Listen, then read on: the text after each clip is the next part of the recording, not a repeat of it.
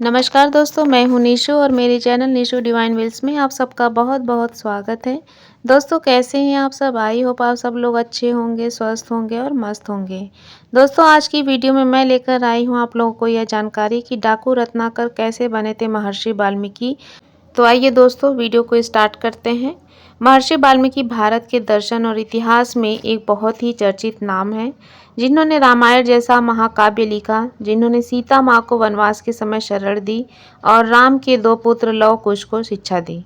उनका एक ऋषि रूप में चरित्र सुनकर शायद ही किसी को इस बात का यकीन हो सकता है कि ऐसा इंसान कभी एक लुटेरा और डाकू रहा होगा।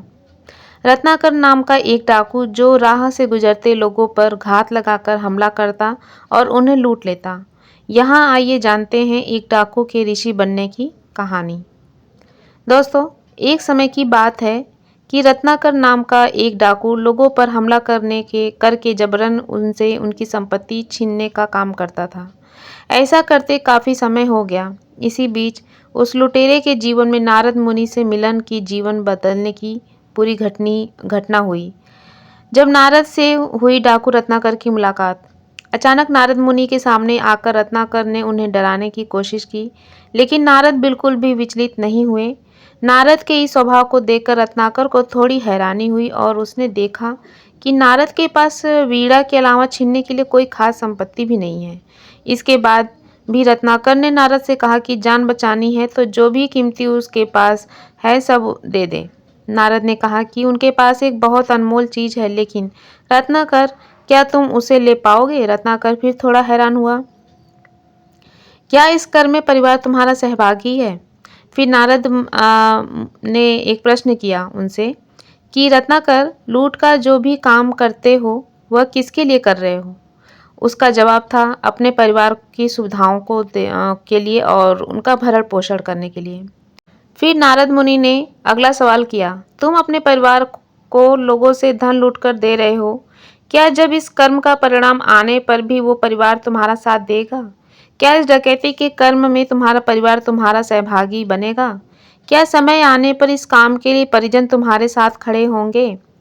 रत्नाकर के मन में भी जिज्ञासा उठी और वह नारद को एक पेड़ से बांधकर अपने परिवार से सवाल करने गया। तब परिजन यानी कि पत्नी पिता दोनों ने साफ इनकार कर दिया कि वह भले ही लूट के धन से सुख सुविधाओं का लाभ ले रहे हैं, लेकिन डकैती के कर्म का फल रत्नाकर को अकेले ही भोगना होगा। वह इस काम में उसके सहभागी नहीं हो सकते। परिवार के जवाब से हताश निराश रत्नाकर नारद के पास वापस लौटे। उसको एहसास हुआ कि वह व्यर्थ के कर्मों में जीवन नष्ट कर रहा है और जिनके लिए कर रहा है वह भी उसके साथी नहीं। इसके अंदर बदलाव की चाह जगी और तब नारद मुनि ने डाकू रत्नाकर को राम नाम की संपत्ति के बारे में बताया। यहाँ से शुरू हुआ रत्नाकर का आध्यात्मिक सफर, एक ऐसा सफर जिसने एक डाकू को महर्षि वाल्मीकि में बदल दिया। आज भी हम उनको सम्मान से याद करते हैं और उनकी याद में वाल्मीकि जयंती मनाते हैं। दोस्तों महर्षि वाल्मीकि ने संस्कृत रामायण महाकाव्य की रचना की। उनके द्वारा लिखी गई रामायण को आज वाल्मीकि रामायण के नाम से जाना जाता है। साथ ही महर्षि वाल्मीकि संस्कृत भाषा के पहले कवि भी माने जाते हैं। धार्मिक मान्यता के अनुसार अश्विन मास की पूर्णिमा तिथि को ही उनका जन्म हुआ था। इसीलिए अश्विन मास की शुक्ल पक्ष की पूर्णिमा तिथि को वाल्मीकि जयंती मनाई जाती है और इस दिन मंदिरों में भजन कीर्तन होते हैं, सांस्कृतिक कार्यक्रमों का आयोजन होता है और अमृत कलश शोभा यात्रा निकाली जाती है। मरा मरा जपते हुए वाल्मीकि बने राम भक्त। कैसे दोस्तों? रत्नाकर जब राम राम जपना चाहते थे तो उनके मुख से मरा मरा शब्द निकल रहा था।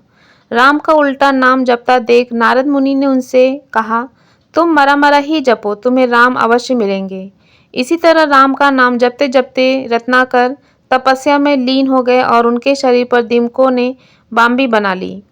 वह तपस्या में ऐसे लीन हुए कि दिन रात माह और वर्षों का पता ही नहीं लगा और ऐसे पड़ा उनका महर्षि वाल्मीकि नाम। आइए दोस्तों बताते हैं।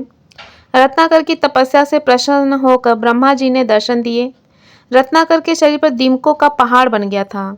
इसीलिए उन्होंने रत्नाकर को वाल्मीकि का नाम दिया, क्योंकि दीमकों के घर को वाल्मीकि कहा जाता है। साथ ही ब्रह्मा जी ने रत्नाकर को रामायण की रचना करने के लिए प्रेरणा भी दी। इसके बाद से रत्नाकर को वाल्मीकि के नाम से जाना जाता है और इस तरह राम का नाम जपते हुए डाकू रत्नाकर महर्षि वाल्मीकि बन गए। वाल्मीकि रामायण। एक बार महर्षि वाल्मीकि नदी के किनारे क्रौंच पक्षी के जोड़े को निहार रहे थे। वह जोड़ा प्रेमालाप में लीन था। तभी एक व्याघ्र ने कोची पंछी के जोड़े में से एक को मार दिया। नर पक्षी की मौत से व्यथित मादा पक्षी विलाप करने लगी। उसके इस विलाप को सुनकर वाल्मीकि के मुख से स्वतः ही मां निषाद प्रतिष्ठाम त्वं गमः शाश्वतीः समाह यत् क्रौंच मिथुना देकम अवधि काम मोहितम नामक श्लोक फूट पड़ा और जो महाकाव्य रामायण ग्रंथ का आधार बना।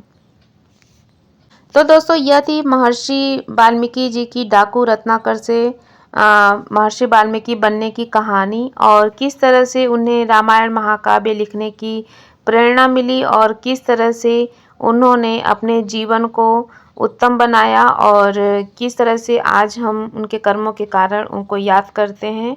तो दोस्तों आज की जानकारी को यहीं पे विराम देते हैं। आई होप मेरी आज की जानकारी कहानी आप लोग को काफ़ी पसंद आई होगी। तो दोस्तों मिलते हैं अपने एक नए वीडियो के साथ। तब तक के लिए मेरे साथ मिलकर बोलिए जय श्री राम, हर हर महादेव, हर हर शंभू।